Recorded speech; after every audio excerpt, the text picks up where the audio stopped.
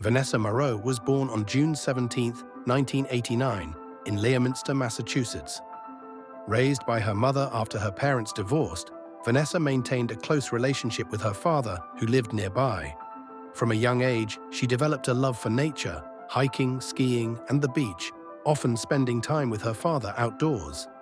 As she grew older, Vanessa also became passionate about yoga and jogging, even participating in 2 major charity marathons. She was dedicated to her education and went on to earn a degree in communications from Boston University. After graduating, Vanessa worked at various local companies before landing her dream job at Google, which led her to move to New York City. Despite her demanding career, Vanessa remained active in charity work and made time to visit her family in Princeton, New Jersey, about 180 miles from New York. In early August 2016, when she was 27, Vanessa visited her family for the weekend and stayed at her mom's house. On August 7th, after spending the morning with her mother, Vanessa went for a jog near her mom's house but failed to return. Her mother, worried when she didn't pick up the phone, called the police after several unsuccessful attempts to reach her. The search for Vanessa intensified as hours passed without any sign of her. At around 8:20 p.m., police found her body in a wooded area, less than a mile from her mother's house. Her clothes were missing except for one sneaker, and there were signs of burns on her body, along with numerous bruises. Investigators suspected that the perpetrator may have tried to destroy evidence with gasoline. Her smartphone and headphones were also missing, suggesting that the attacker might have taken them. Vanessa's murder shocked the small town of Princeton, known for its safety. Medical examiners determined that her cause of death was strangulation, and DNA found under her nails linked the killer to an unknown man. Despite a massive investigation, including the search for suspects with fresh scratches, the case went cold. Over the following months, police received thousands of tips, but no solid leads emerged. In April 2017, 9 months after the murder, a state patrol officer spotted a man in a black SUV in Worcester, Massachusetts, whose description matched a witness's account of the suspect. The vehicle was registered to Angelo Ortiz, a 31-year-old man with no criminal record. Ortiz's background revealed that he frequently traveled to towns near Princeton for his job as a delivery driver. Police later discovered that Ortiz had purchased gasoline shortly after the murder, matching traces found on Vanessa's body. A DNA sample from Ortiz confirmed his involvement in the crime. Ortiz was arrested and initially denied his involvement. During the trial, his defense claimed that the DNA sample was obtained illegally, but the judge upheld the evidence. Despite the overwhelming evidence, Ortiz refused to confess, and the case dragged on for years. In 2022, after more than 6 years of delays, Ortiz pleaded guilty to second-degree murder as part of a plea deal to avoid a life sentence. He was sentenced to 25 years to life, with the possibility of parole after 45 years. Vanessa's family, who had been waiting for justice, suffered immense grief during the lengthy process. Her father passed away just days before the sentencing, and Vanessa's memory continues to live on through a foundation started by her family and friends. Initially focused on offering self-defense courses for women, the foundation has since expanded its mission to address a wider range of issues related to women's safety and the prevention of violence. A girl left the gym and headed home, just a few hundred yards away, but she never made it.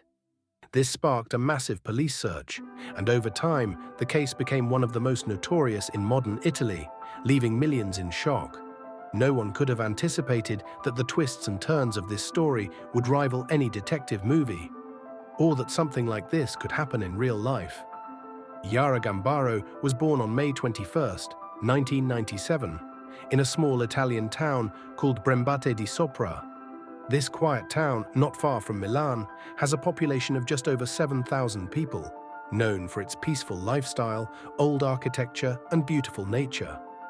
Yara's family had lived there for generations. She had loving parents, an older sister, and 2 younger brothers. Yara loved her hometown. She went to the local school, had many friends, and was very active in gymnastics. Just a few hundred yards from her home was a large sports center, and Yara went there almost every week. On November 26, 2010, when she was 13, Yara planned to stop by the gym quickly to return a stereo to her coach. Around 5:15 p.m., she said goodbye to her parents and left, telling them she'd be back in about an hour. Yara's parents weren't worried about letting her go out alone. Their town was very safe and the gym was only a few minutes' walk away. However, that evening, they began to get concerned as Yara was late. By 7 p.m., she still hadn't come back, which was unusual. At 7:11, her mother tried calling her, but it went straight to voicemail. This alarmed her parents, so they immediately contacted the police.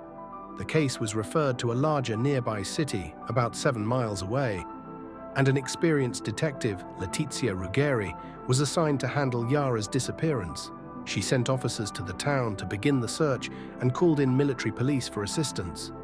After speaking with Yara's parents, they visited the gym to piece together her last movements. Her coach confirmed she had been there around 5:30 p.m., and her friends said they saw Yara chatting with them, doing some exercises, and then leaving for home. Police also learned that at 6:44 p.m., Yara sent a text to a friend, which was the last known contact anyone had with her.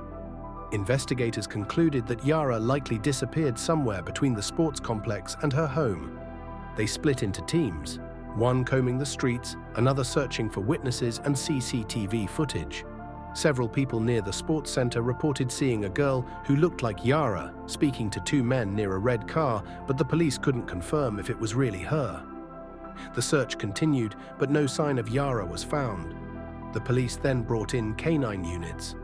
The dogs picked up Yara's scent from her belongings, but rather than following her route home, led in the opposite direction towards a small town called Mello.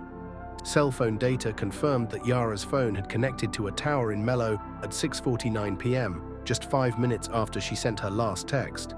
This confirmed she must have been transported by vehicle. At this point, the police had 2 main theories. Yara had been kidnapped or she had run away, though the latter seemed unlikely, especially since she had plans to meet a friend the next day. The investigation moved quickly, with wiretaps placed on phones of Yara's relatives and others in the area.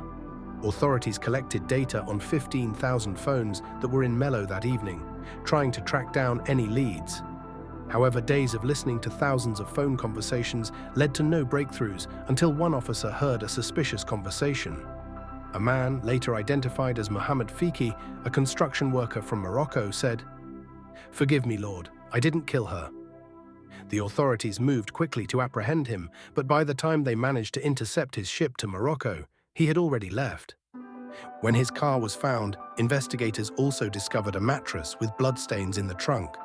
The blood didn't match Yara's, nor was it human.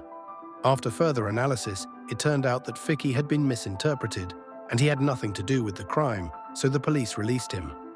Meanwhile, Yara's case became a national sensation. For months, investigators worked tirelessly, but no leads pointed to the perpetrator. 3 months later, on February 26, 2011, a man flying a remote-controlled airplane in a nearby field noticed a pile of rags. When he looked closer, he found boots sticking out from beneath the pile. Upon calling the police, investigators discovered a body. While the level of decomposition made it hard to identify the victim, Detective Ruggeri quickly recognized that it was Yara. Her clothing matched what she had been wearing the day she went missing. Authorities found her iPad, house keys, SIM card, and battery from her cell phone, but the phone itself was missing. Forensic experts determined that Yara had died from multiple stab wounds. No signs of assault were found, but some of her clothing had been removed, which led investigators to believe the motive was sexual in nature. The body also had fibers that suggested the killer might work in a textile-related field. Experts also discovered 2 foreign DNA samples, one on Yara's gloves and another on the battery of her phone. However, the small size of the samples made it difficult to extract usable DNA profiles. Months later, the lab reported a breakthrough.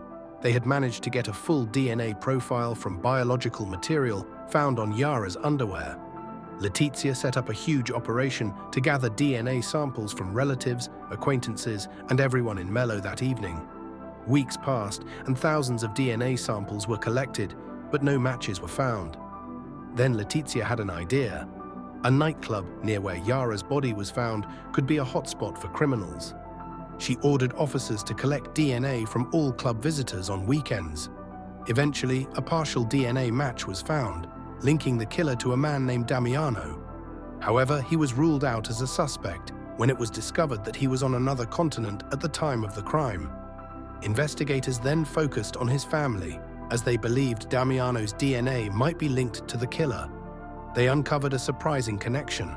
Damiano's mother had worked as a housekeeper for Yara's family, but despite months of investigation, the case remained unsolved. In 2011, the breakthrough came. Investigators traced the DNA back to a man named Giuseppe who had passed away years earlier. His widow preserved some postmarks with his saliva, allowing experts to extract a new DNA profile. It matched the killer's DNA. Giuseppe's sons were tested, but the match didn't fit. Eventually, detectives discovered that Giuseppe had possibly fathered a child outside his marriage, and that child could be the killer. The search then led investigators to a family tree that included Giuseppe's son, Massimo Betti. He was a 42-year-old construction worker living in Mello, the same town where Yara's phone signal had been detected. In 2015, police managed to obtain his DNA, which confirmed that it was a match. Massimo Betti was arrested and denied any involvement in Yara's death. However, evidence from his car, cell phone records, and DNA all pointed to his guilt. The trial began in 2015, and as more evidence came to light, it became clear that Massimo Betti had been planning the crime for some time. He had stalked Yara before abducting her and taking her to a field where she was later found. His wife and others gave conflicting testimonies about his whereabouts on the night of the crime. Betti was convicted and sentenced to life in prison in 2016. However, a new theory arose during the trial, implicating a gym instructor named Sylvia. Evidence found Sylvia's blood on Yara's clothing. Sylvia's father revealed that his daughter had been crying the night Yara disappeared. And there were suspicious text messages exchanged between Sylvia and her brother, though both had deleted them. Despite these revelations, the conviction of Betti was upheld and he remained in prison. Years later, Betti's wife admitted that none of their children were his, hinting at a much more complicated family dynamic. The case continues to raise questions, especially regarding Sylvia's potential involvement. Yet Betti's conviction remains, making this one of Italy's most high-profile criminal cases. Robin Cornell was born on November 30th, 1978 in Florida. She had an older sister and a loving mother, Jan, who raised the two girls on her own since their father wasn't involved in their lives. When Robin was 10 years old, they moved to a town called Cape Coral. Jan found a job at a local hospital and a house just a few minutes from work. Her older daughter had moved away for college, so it was just Jan and Robin living together. Robin settled into Cape Coral quickly. She made friends at her new school, joined several sports teams, and adapted to the environment. She loved spending time outdoors, especially exploring nature with her friends. Robin had a special affection for animals. Once, she rescued an injured bird, nursed it back to health, and let it go when it was strong enough to fly again. Jan was also happy with the move. She had found a stable job and met a man named Donald, and they started dating. After devoting all her time to raising her daughters, Jan was pleased to have the opportunity to build her own personal life. At work, she became friends with a woman named Lisa, and over time, they became close. In early May 1990, Jan invited Lisa to move in with them, as Lisa was struggling to afford a place on her own. Jan also liked the idea of splitting rent, and there was an extra room in their townhouse. Lisa agreed, and she moved in shortly after. Robin, who was 11 at the time, and Lisa quickly grew close, and Lisa even agreed to babysit Robin when Jan had to work late. On the evening of May 9, 1990, Jan planned to watch a game with Donald. Initially, she thought about cancelling the plans because she felt uneasy leaving Robin with Lisa for the whole evening. But Lisa reassured her it would be fine. Jan left for Donald's house, planning to return in a few hours since she had an early shift the next day. However, Jan accidentally fell asleep while watching TV. When she woke up around 3 a.m., she hurried to return home. As she approached the front door, she was surprised to find it locked on both locks. She had only given Lisa the key to the top lock. Hearing footsteps inside, Jan assumed Lisa was coming to open the door, but the footsteps quickly faded. She knocked several times, but no one answered. Becoming worried, Jan decided to go around the back and try the sliding door. When she reached the back, she saw the door was slightly ajar. Given the time, around 4 a.m., and the darkness, she felt increasingly alarmed. She tried to calm herself, thinking Lisa might have forgotten to close the door after letting out her cats. Once inside, Jan noticed something odd. Family photos of Robin and her older daughter were neatly arranged on an ironing board. These photos were always hung on the living room wall. Puzzled, Jan couldn't figure out why anyone would move them. Worse still, the house was in disarray, with scattered and broken items indicating something terrible had happened. Jan rushed upstairs to Robin's room. She was met with a heart-wrenching sight. Robin lay face down on the floor beside her bed, bruised and with some of her clothing pulled down. Jan immediately realized her daughter was dead because her body was cold, but she was in denial. Overcome with shock and grief, Jan called an ambulance and tried to revive Robin, even though she knew it was too late. As she waited for the ambulance, several neighbors heard Jan's cries. The police were the first to arrive. They confirmed that Robin was dead, but in another room, officers found Lisa's body on the bed, also showing signs of bruising. The investigation began quickly. Police found several cigarette butts that did not belong to Lisa or Jan, suggesting someone else had been in the house. In Jan's room, they found a set of car keys for a Toyota. The perpetrator had either left them behind intentionally or accidentally. Additionally, forensic experts noted that the killer had likely taken a shower after the murders to wash off the blood, as it was still wet. They also discovered the killer had left behind a pair of socks. Investigators soon realized several personal items were missing from the house, including Lisa's driver's license, credit cards, checkbook, and a watch she had intended to give her boyfriend. The watch was engraved with a message of love, making it easily traceable, which puzzled the detectives. Why would the killer take such easily identifiable items? The case turned to forensic analysis. Experts determined the perpetrator entered the house through a bedroom window after cutting a protective screen. The biological material found on Robin's bed and pillow was sent for DNA analysis. Medical examiners confirmed that both victims died from asphyxiation, with the killer using pillows to suffocate them after beating them. DNA from Robin's body matched that of the perpetrator, and a male hair found on Lisa's body also became a crucial piece of evidence. Detectives began interviewing neighbors and collecting DNA samples, but none matched the killer's DNA. They discovered a man who had been seen peeking into windows in the area, but he moved away shortly after the murders. They also learned of an unfamiliar car seen at the complex the day before the killings, but this lead didn't go anywhere. Despite following all available leads, the investigation stalled. The case remained cold for many years, with no new leads or breakthroughs. In 2005, 15 years after the murders, the case was reopened. The police allocated resources for one detective to work on it exclusively, but the investigation still led to no progress. Then, in August 2016, everything changed. A man named Joseph Ziller, who had been arrested for attacking his son with an air rifle, was required by law to provide a DNA sample. When his DNA was added to the database, it matched perfectly with the biological material found on Robin and Lisa's bodies. This was the breakthrough detectives had been waiting for. Joseph Ziller, now 54 years old, had a criminal record mostly consisting of minor offenses. After a few months following the murders, he had been arrested for selling stolen goods and carrying an illegal firearm. Joseph had never been a suspect in the case at the time of the murders, and police only learned about him after his DNA match was discovered. Investigators quickly arrested him and announced their intention to seek the death penalty. Joseph denied his involvement in the murders, but the evidence was overwhelming. In May 2023, nearly 33 years after the killings, his trial began. During the trial, Joseph acted out, screaming at the jury, prosecutor, and even his own lawyers.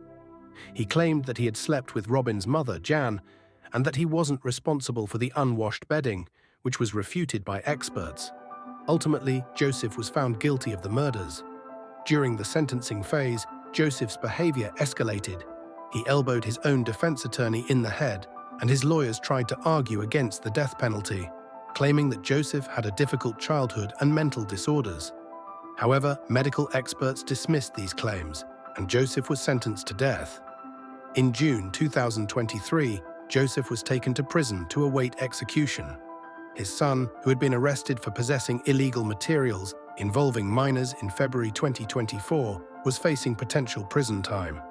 It's possible that he may end up in the same prison as his father, where Joseph awaits his death sentence.